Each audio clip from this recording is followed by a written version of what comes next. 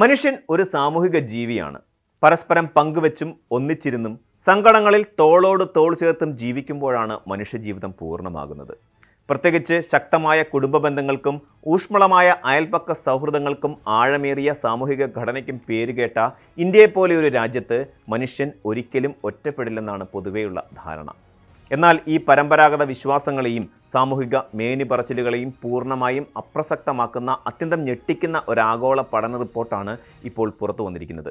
പ്രമുഖ digital entertainment പ്ലാറ്റ്ഫോമായ JB.com ലോകത്തിലെ 36ഓളം രാജ്യങ്ങളെ ഉൾപ്പെടുത്തി നടത്തിയ സമഗ്രമായ ആഗോള പഠന റിപ്പോർട്ട് പ്രകാരം ലോകത്തിൽ ഏറ്റവും കൂടുതൽ ഏകാന്തതയും ഒറ്റപ്പെടലും അനുഭവിക്കുന്ന രണ്ടാമത്തെ രാജ്യമായി ഇന്ത്യ മാറിയിരിക്കുന്നു. വ്യക്തികളുടെ വൈകാരിക അവസ്ഥകൾ, സാമൂഹിക ഒറ്റപ്പെടൽ, സന്തോഷത്തിൻ്റെയും സങ്കടത്തിൻ്റെയും നിരക്കുകൾ, കുടുംബങ്ങളുടെ ഘടന എന്നിവയെല്ലാം സൂക്ഷ്മമായി വിശകലനം ചെയ്ത് തയ്യാറാക്കിയ ഈ ആഗോള ഏകാന്തത സൂചികയിൽ 100-ൽ 100 സ്കോറും നേടി തുർക്കിയാണ് ഒന്നാം സ്ഥാനത്ത് നിൽക്കുന്നത്. എന്നാൽ തുർക്കിക്ക് തൊട്ടു പിന്നാലെ 89 എന്ന ഉയർന്ന സ്കോറോടെ ഇന്ത്യ രണ്ടാം സ്ഥാനത്ത് എത്തി നിൽക്കുന്നു എന്നത് ഭയത്തോടും അതിലേറെ ഗൗരവത്തോടും കൂടി വേണം നാം കാണാൻ. ലാറ്റിൻ അമേരിക്കൻ രാജ്യമായ ബ്രസീലാണ് 86 സ്കോറോടെ മൂന്നാം സ്ഥാനത്തുള്ളത്. കോടിക്കണക്കിന് മനുഷ്യർ തിങ്ങിപ്പാർക്കുന്ന ഉത്സവങ്ങളും ആഘോഷങ്ങളും ഒത്തുചേരലുകളും നിത്യേനയെന്നോണം നടക്കുന്ന നമ്മുടെ നാട്ടിൽ ഭൂരിഭാഗം മനുഷ്യരും ഉള്ളിൽ വലിയൊരു ശൂന്യതയും പേറിയാണ് ജീവിക്കുന്നത് എന്ന യാഥാർത്ഥ്യം നമ്മെ ഇരുത്തി ചിന്തിപ്പിക്കേണ്ടതാണ്. ഒരു റാങ്കിങ്ങിനപ്പുറം ഈ പഠനത്തിൽ പങ്കെടുത്ത ഇന്ത്യക്കാരുടെ വ്യക്തിപരമായ തുറന്നു പറച്ചിലുകൾ വലിയൊരു മാനസികാരോഗ്യ പ്രതിസന്ധിയുടെ നേർചിത്രമാണ് നൽകുന്നത്. സർവേയിൽ പങ്കെടുത്ത 58% ഇന്ത്യക്കാരും തങ്ങൾ നിത്യജീവിതത്തിൽ കടുത്ത ഏകാന്തത അനുഭവിക്കുന്നവരായി തുറന്ന് സമ്മതിക്കുന്നുണ്ട്. അതായത് നമ്മുടെ നാട്ടിലെ പകുതിയിലധികം ആളുകളും വൈകാരികമായി ആരുമില്ലാത്ത അവസ്ഥയിലാണ് ജീവിക്കുന്നത്.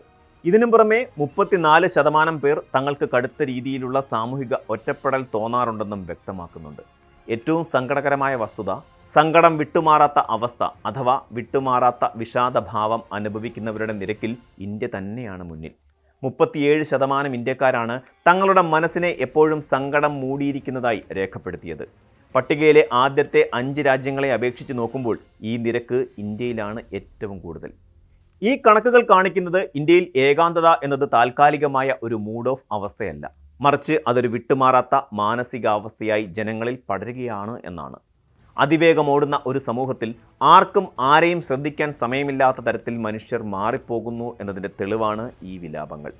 വെളിയിൽ ചിരിക്കുകയും എന്നാൽ ഉള്ളിൽ കടുത്ത സങ്കടവും ഏകാന്തതയും പേറുകയും ചെയ്യുന്ന വലിയൊരു ജനസമൂഹം നമുക്കിടയിൽ വളർന്നു വരുന്നുണ്ട് എന്ന് ഈ അക്കങ്ങൾ നമ്മളോട് വിളിച്ചു പറയുന്നു.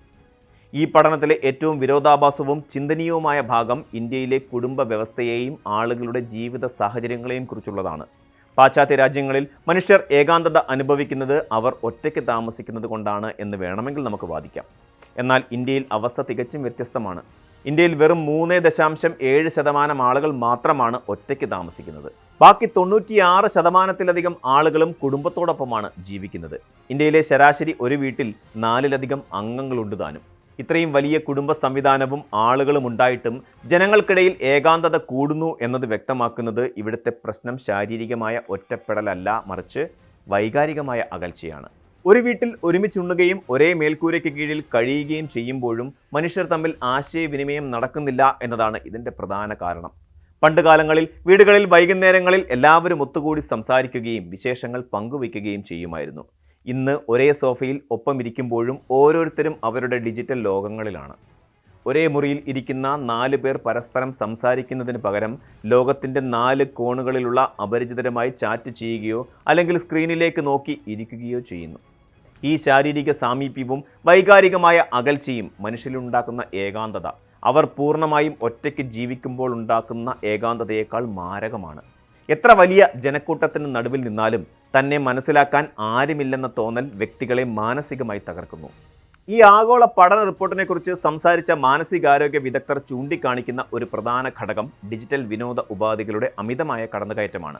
ആളുകൾ ഇന്ന് ഒത്തുചേരലുകൾക്ക് പകരം സ്ട്രീമിംഗ് പ്ലാറ്റ്ഫോമുകൾ, സോഷ്യൽ മീഡിയ, ഓൺലൈൻ ഗെയിമിങ്ങുകൾ എന്നിവയിലാണ് സമയം ചിലവഴിക്കുന്നത്. മറ്റുള്ളവരുമായി ഇടപഴകി തീർക്കേണ്ട സമയം ഇത്തരം വിനോദങ്ങൾക്കായി മാറ്റിവെക്കപ്പെടുന്നു.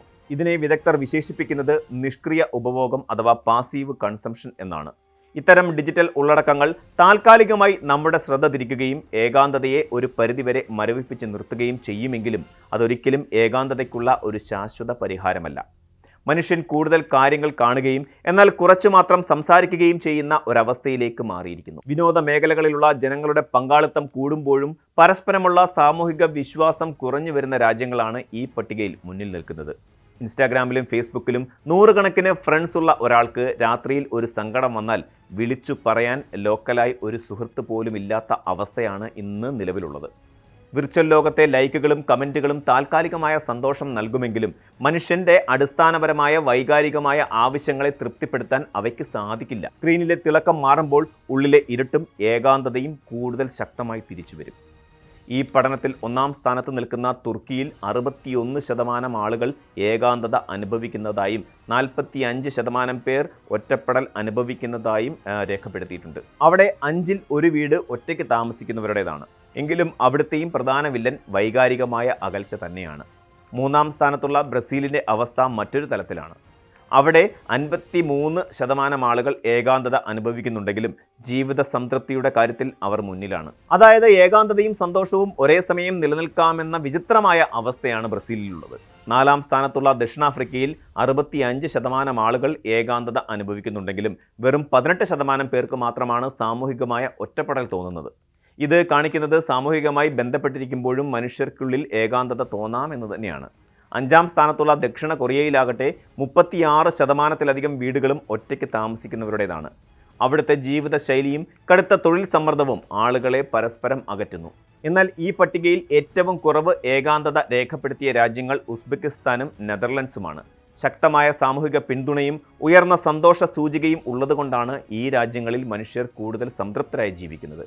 കാനഡയും തായ്ലൻഡും ഈ പട്ടികയിൽ ഏകാന്തത കുറവുള്ള രാജ്യങ്ങളുടെ കൂട്ടത്തിലാണുള്ളത്. കേവലം ആളുകളുടെ എണ്ണത്തിലല്ല, ഹൃദയങ്ങൾ തമ്മിലുള്ള അടുപ്പത്തിലാണ് യഥാർത്ഥ സന്തോഷമിരിക്കുന്നത് എന്ന് ഈ റിപ്പോർട്ട് നമ്മളോട് ശക്തമായി ഓർമ്മപ്പെടുത്തുന്നു. ഇന്ത്യയിലെ മാറിക്കൊണ്ടിരിക്കുന്ന നഗരവൽക്കരണവും സംയുക്ത കുടുംബങ്ങളിൽ നിന്ന് അണുകുടുംബങ്ങളിലേക്കുള്ള മാറ്റവും കടുത്ത മത്സരബുദ്ധി നിറഞ്ഞ തൊഴിൽ സംസ്കാരവുമെല്ലാം മനുഷ്യനെ സ്വാർത്ഥതയിലേക്കും സ്വന്തം ലോകങ്ങളിലേക്കും ചുരുങ്ങാൻ നിർബന്ധിതരാക്കുകയാണ്. തൊഴിൽ ആവശ്യങ്ങൾക്കായി സ്വന്തം നാട് വിട്ട് നഗരങ്ങളിലേക്ക് ചേക്കേറുമ്പോൾ ഒരു വ്യക്തിക്ക് തൻ്റെ സൗഹൃദ അല്ലെങ്കിൽ സുരക്ഷിത വലയവും അതായത് സപ്പോർട്ട് സിസ്റ്റവും ബന്ധുക്കളുമായുള്ള ബന്ധവും നഷ്ടമാകുന്നു. പണം സമ്പാദിക്കുന്നതിനും കരിയർ കെട്ടിപ്പടുക്കുന്നതിനുമുള്ള ഓട്ടത്തിനിടയിൽ നാം നമ്മുടെ കൂടെയുള്ളവരുടെ മനസ്സ് കാണാൻ മറന്നു പോവുകയാണ്. കുട്ടികൾ മാതാപിതാക്കളിൽ നിന്നും പങ്കാളികൾ പരസ്പരവും വൈകാരികമായി അകലുന്ന അവസ്ഥയാണ് ഇന്ന് പല കുടുംബങ്ങളിലുമുള്ളത്. കൂടാതെ മാനസികാരോഗ്യത്തെക്കുറിച്ചുള്ള തുറന്ന ചർച്ചകൾക്ക് നമ്മുടെ സമൂഹത്തിൽ ഇപ്പോഴും വലിയൊരു പരിധിവരെ മടിയുണ്ട്. എല്ലാം സുഖമാണല്ലോ, പിന്നെന്തിനാണ് സങ്കടം എന്ന് ചോദിച്ച് പലരും തങ്ങളുടെ വിഷമങ്ങൾ ഉള്ളിലൊതുക്കുന്നു. ഈ നിശബ്ദതയാണ് ഏകാന്തതയെ ഒരു മഹാമാരിയായി വളർത്തുന്നത്. ലോകാരോഗ്യ സംഘടനകളുടെ കണക്കുകൾ പ്രകാരം കടുത്ത ഏകാന്തത ദിവസവും 15 സിഗരറ്റ് വലിക്കുന്നതിന് തുല്യമായ ആരോഗ്യ പ്രശ്നങ്ങൾ ശരീരത്തിനുണ്ടാക്കുന്നുണ്ട്. ഇത് ഹൃദ്രോഗം, പ്രമേഹം, ആൾഷിമേഴ്സ് തുടങ്ങിയ രോഗങ്ങൾക്ക് കാരണമാകാറുമുണ്ട്. നമ്മുടെ മാനസികാരോഗ്യത്തെയും സാമൂഹിക ജീവിതത്തെയും കുറിച്ച് പുനർവിചിന്തനം നടത്താൻ സമയമായി എന്നതിൻ്റെ അടിയന്തര മുന്നറിയിപ്പാണ് ഈ റിപ്പോർട്ട്. ഈ അവസ്ഥയിൽ നിന്ന് മോചനം നേടണമെങ്കിൽ ഡിജിറ്റൽ ലോകത്തു നിന്ന് മാറി യഥാർത്ഥ മനുഷ്യരുമായി ഇടപഴകാൻ നാം തയ്യാറാകണം. വീടുകളിൽ സ്ക്രീൻ ഫ്രീ സമയങ്ങൾ കണ്ടെത്തുകയും കുടുംബാംഗങ്ങൾ ഒരുമിച്ചിരുന്ന് സംസാരിക്കുകയും വേണം. കേൾക്കാൻ ഒരാളുണ്ടെന്ന തോന്നൽ മാത്രമാണ് ഏകാന്തതയ്ക്കുള്ള ഏറ്റവും വലിയ മരുന്ന്. പരസ്പരം മനസ്സിലാക്കാനും വൈകാരികമായി പിന്തുണയ്ക്കാനും സാധിക്കുന്ന ഊഷ്മളമായ ബന്ധങ്ങൾ തിരികെ പിടിച്ചാൽ മാത്രമേ വരും തലമുറയെങ്കിലും നമുക്ക് ഈ ഒരു വലിയ മാനസിക പ്രതിസന്ധിയിൽ നിന്ന് കരകയറ്റാൻ സാധിക്കൂ. ചുരുക്കത്തിൽ ദിവസവും കുറച്ച് സമയം ഫോൺ മാറ്റിവെച്ച് കുടുംബാംഗങ്ങളോടോ അല്ലെങ്കിൽ സുഹൃത്തുക്കളോടോ സംസാരിക്കാൻ മാറ്റിവെക്കുക. കേവലം കാര്യങ്ങൾ സംസാരിക്കുക മാത്രമല്ല, അവരുടെ വികാരങ്ങൾ കൂടി പങ്കുവയ്ക്കുക. വായനശാലകളിലോ കായിക ക്ലബ്ബുകളിലോ സന്നദ്ധ സംഘടനകളിലോ ഒക്കെ ഭാഗമാകുന്നത് വഴി പുതിയ മനുഷ്യരുമായി ബന്ധം സ്ഥാപിക്കാൻ സാധിക്കും. ഇത് സാമൂഹികമായ ഒറ്റപ്പെടൽ കുറയ്ക്കും. തനിക്ക് വിഷമമുണ്ടെന്ന് തുറന്നു പറയാൻ മടിക്കരുത്. സുഹൃത്തുക്കളോടോ അല്ലെങ്കിൽ ആവശ്യമെങ്കിൽ പ്രൊഫഷണൽ കൗൺസിലർമാരോടോ സംസാരിക്കുന്നത് വലിയ ആശ്വാസം നൽകും. സോഷ്യൽ മീഡിയയിലെ സമയം പരിമിതപ്പെടുത്തുക. വെർച്വൽ ലോകത്തേക്കാൾ യഥാർത്ഥ ലോകത്തെ മനുഷ്യരുമായി കൂടുതൽ ഇടപഴകാൻ ശ്രമിക്കുക. ഒറ്റപ്പെടൽ എന്നത് വ്യക്തിപരമായ പരാജയമല്ല, അതൊരു സാമൂഹിക യാഥാർത്ഥ്യമാണ്. ഹൃദയങ്ങൾ തമ്മിലുള്ള അടുപ്പമാണ് സന്തോഷത്തിൻ്റെ അടിസ്ഥാനം എന്ന് തിരിച്ചറിഞ്ഞ് പരസ്പരം കൂടുതൽ സ്നേഹിക്കാനും കേൾക്കാനും നാം ഇനിയെങ്കിലും തയ്യാറാകണം. കേവലം ഡിജിറ്റൽ കണക്ടിവിറ്റികളല്ല, മറിച്ച് ഹൃദയങ്ങൾ തമ്മിലുള്ള വൈകാരികമായ കണക്ടിവിറ്റിയാണ് നമുക്ക് ആവശ്യമെന്ന് നാം തിരിച്ചറിയേണ്ടതുണ്ട്. കൂടുതൽ വാർത്തകൾക്ക് news 18 Keralam YouTube channel subscribe ചെയ്യുക.